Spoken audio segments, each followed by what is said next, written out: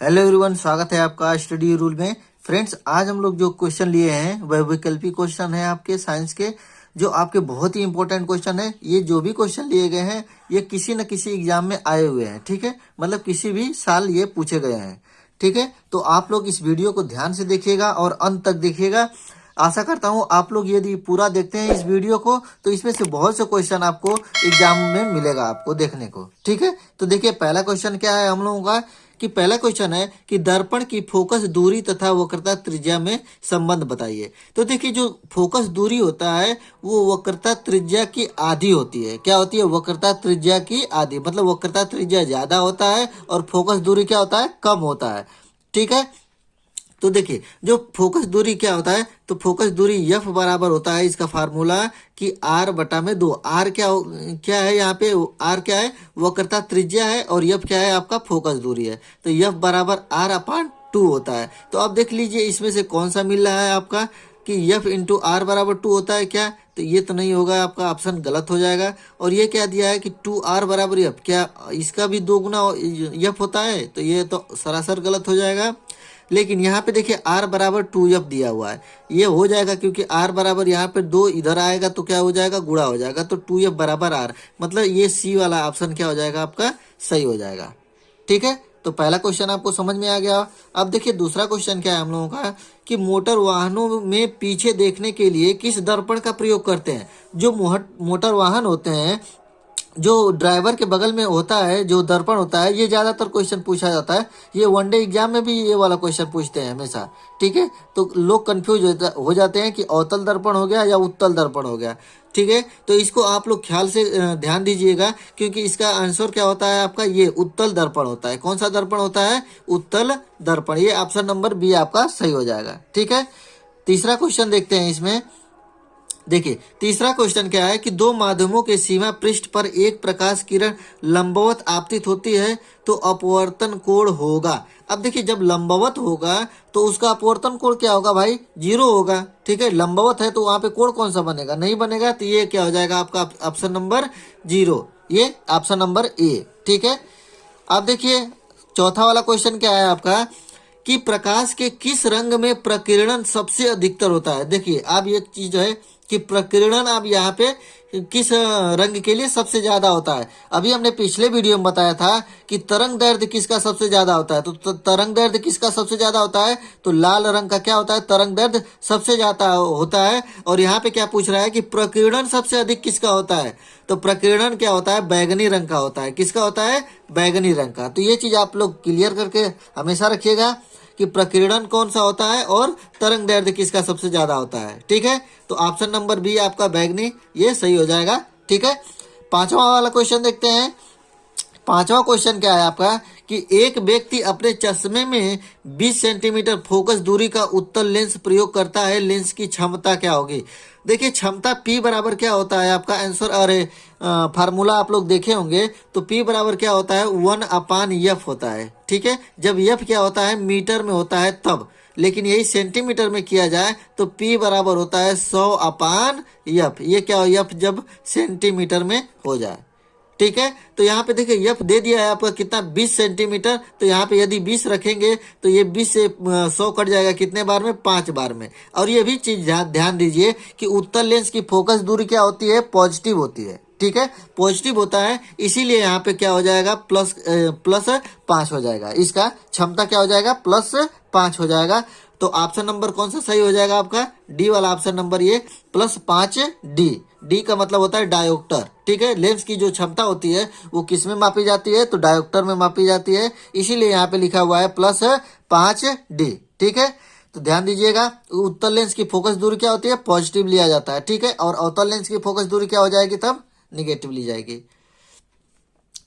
ठीक है। 6 नंबर देखते हैं क्वेश्चन कि 6 नंबर का क्वेश्चन क्या है कि स्वस्थ आंख के लिए स्पष्ट दृष्टि की न्यूनतम दूरी क्या होती है। देखिए, ये तो सभी लोगों को पता होगा कि इसका आंसर क्या हो जाएगा कि 30 सेंटीमीटर, 50 सेंटीमीटर, 25 सेंटीमीटर अनंत होता है। क्या होता है? तो स्वस्थ आंख के लिए स्पष्ट दृष्टि की न्यूनतम दूरी क्या होती है? मतलब 25 सेंटीमीटर। मतलब कि हम लोग जो कोई भी चीज देखते हैं तो उस वस्तु की और हमारे आंख के बीच की दूरी कितनी होनी चाहिए? 25 सेंटीमीटर होनी चाहिए, ठीक है।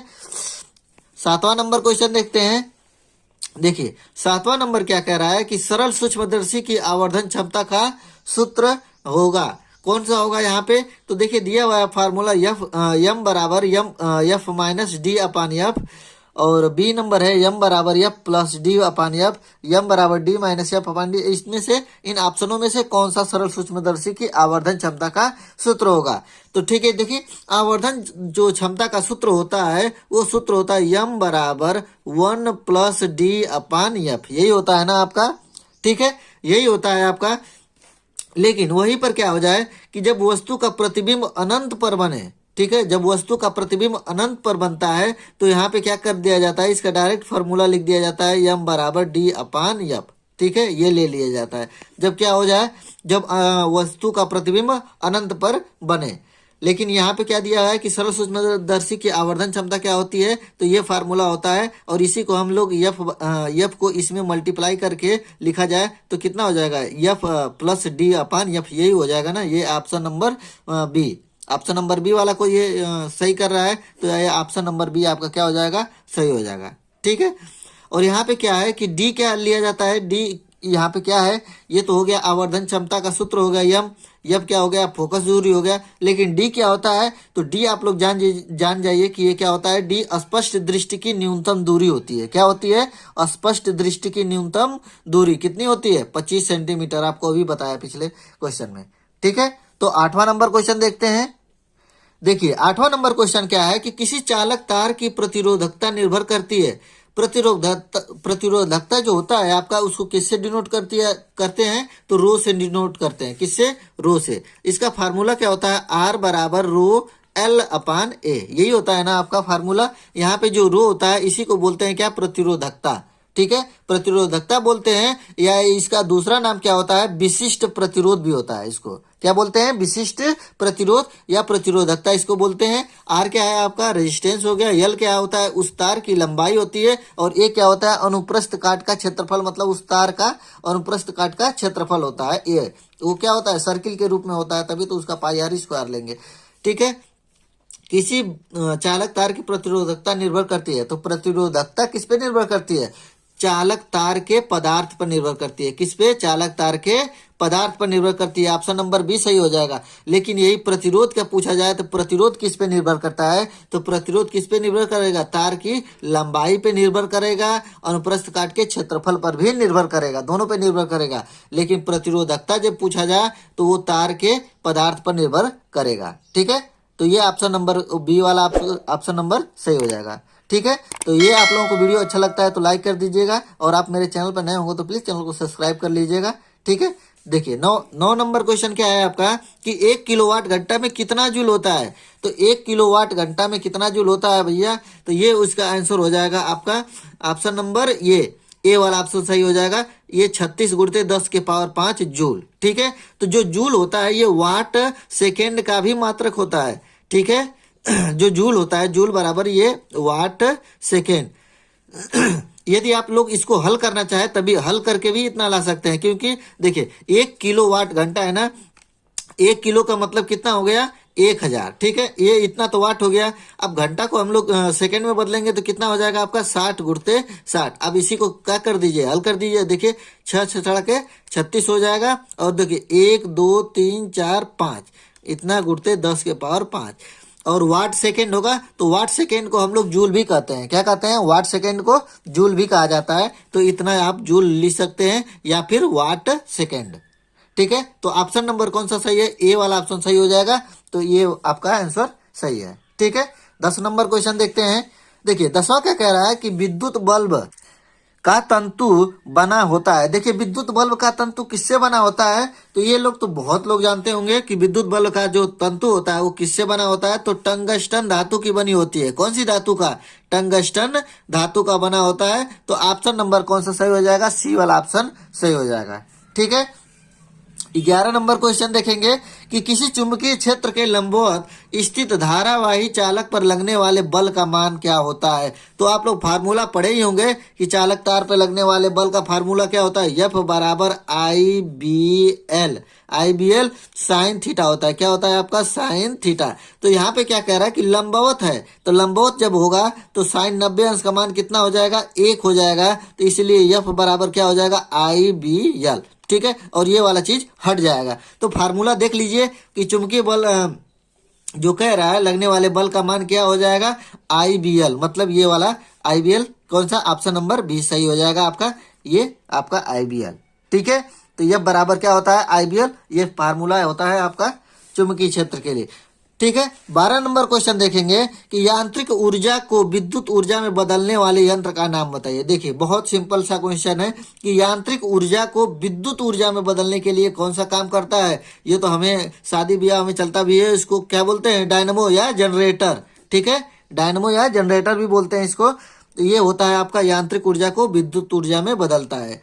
ठीक है, और यही आपसे क्वेश्चन कर दिया जाए कि रासायनिक ऊर्जा को विद्युत ऊर्जा में, रासायनिक ऊर्जा को विद्युत ऊर्जा में कौन सा यंत्र बदलता है। प्लीज कमेंट करके बताइए जल्दी से। ठीक है, तो हम चलते हैं 13 नंबर क्वेश्चन पे।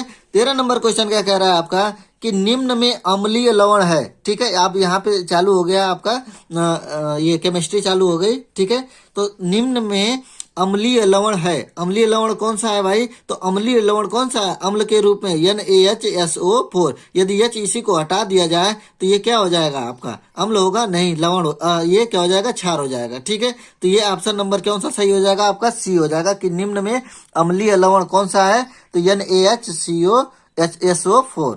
ठीक है, देखिए 14 नंबर क्वेश्चन क्या कह रहा है। 14 नंबर क्वेश्चन तो सभी लोगों को पता होगा कि शुद्ध जल का पीएच मान कितना होता है। तो शुद्ध जल का पीएच मान आपका कितना होता है, 7 होता है। ठीक है, शुद्ध जल का पीएच मान कितना होता है, 7 होता है। ठीक है, 15 नंबर क्वेश्चन देखते हैं। देखिए 15 नंबर है, निम्न में एल्काइन का सूत्र है। एल्केन, एल्कीन, एल्काइन 3 होते हैं ना, आप लोग पढ़े ही होंगे कि एल्केन, एल्कीन और एल्काइन। एल्केन का सूत्र क्या होता है, CnH2n+2 होता है। एल्केन, एल्कीन का क्या सूत्र होता है, तो CnH2n।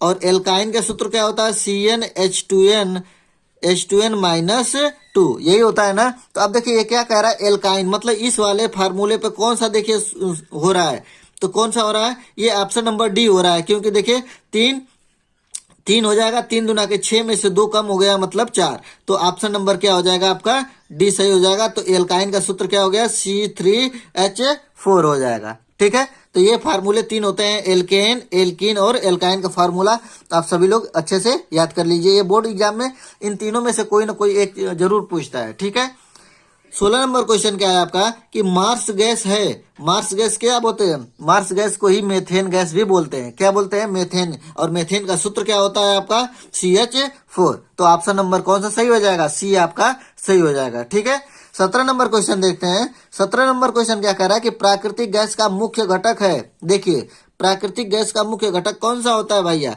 तो यही होता है आपका मेथेन ही होता है। मेथेन मतलब CH4। ठीक है, प्राकृतिक गैस का मुख्य घटक क्या होता है, मेथेन, CH4। 18 नंबर क्वेश्चन देखिए। तो 18 नंबर क्वेश्चन क्या कह रहा है कि केवल नर में, किसमें, केवल नर में पाए जाने वाले ग्रंथि कौन सी होती है। ये हमेशा क्वेश्चन पूछा जाता है, ये वनडे एग्जाम में भी पूछा जाता है। तो इस क्वेश्चन को अच्छे से एकदम याद कर लीजिए। ठीक है, क्या होता है कि केवल नर में पाई जाने वाली ग्रंथि कौन सी होती है, तो प्रोस्टेट ग्रंथि पाई जाती है। ठीक है, ये केवल नर में पाई जाती है। ठीक है, मादा में नहीं पाई जाती है, प्रोस्टेट ग्रंथि, इसका नाम याद कर लीजिए, प्रोस्टेट ग्रंथि। ठीक है, 19 नंबर क्वेश्चन क्या है आपका कि जल में विलेय विटामिन है। आप देखिए जल में विलेय विटामिन मतलब कि जल में विलेय मतलब कि क्या, घुल जाए। जल में घुलने वाली कौन सी विटामिन है, तो जल में घुलने वाली विटामिन है आपकी विटामिन सी है। ठीक है, और जल में नहीं घुलने वाली कौन सी विटामिन होती है, तो उसको बोलते हैं कीड़ा के रूप में। याद कर लीजिए कि मतलब विटामिन के, विटामिन ई, विटामिन डी और विटामिन ए, ये तीनों और ये चारों क्या होते हैं, जल में नहीं घुलते हैं। और जल में घुलने वाले कौन कौन से होते हैं, सी हो गया और एक बी होता है। तो जल में घुलने वाली विटामिन 2 हो गई, बी और सी। ठीक है, और जल में नहीं घुलने वाली विटामिन क्या हो गया, ये कीड़ा। ठीक है, इसको कीड़ा के रूप में हम लोग याद करेंगे तो अच्छे से याद होगा कि कीड़ा जल में नहीं घुलता है, और ये बी और सी मतलब घुल जाता है, मतलब इसके अलावा जो भी होगा वो जल में विलय हो जाएगा। ठीक है, तो बी और सी मतलब ये ऑप्शन नंबर बी आपका सही हो जाएगा। ठीक है, ये भी क्वेश्चन क्या होता है कि हमेशा मतलब कोई भी वनडे एग्जाम कुछ भी हो, ये इसमें इंट्रेंस एग्जामों में पूछा जाता है कि जल में कौन से विटामिन घुल जाती है और जल में कौन से विटामिन नहीं घुलती है। ठीक है, तो इसको अच्छे से याद कर लीजिए आप। 20 नंबर क्वेश्चन क्या है कि मनुष्य के मस्तिष्क का कौन सा सर्वाधिक भाग विकसित होता है। ये कौन सा भाग, जो मनुष्य का जो मस्तिष्क होता है, तो कौन सा भाग सबसे ज्यादा विकसित होता है, तो उसको बोलते हैं आपका प्रमस्तिष्क। ठीक है, क्या बोलते हैं, प्रमस्तिष्क, ये सबसे ज्यादा विकसित होती है प्रमस्तिष्क। ठीक है, अब देखिए 21 नंबर जो क्वेश्चन है ये आप लोगों के लिए है, कमेंट करके बताइएगा कि इसका आंसर कौन सा होगा। कि कैंसर हो सकता है, किससे हो सकता है, एलएसडी से हो सकता है, अफीम से हो सकता है, तंबाकू से हो सकता है और कॉफी से हो सकता है। तो आपका आंसर कमेंट करके बताइएगा। ठीक है, तो ये वीडियो आप लोगों को कैसा लगा प्लीज लाइक करिएगा, और मेरे चैनल पे नए होंगे तो प्लीज चैनल को सब्सक्राइब कर लीजिएगा। मिलते हैं अगले वीडियो में, तब तक के लिए जय हिंद जय भारत।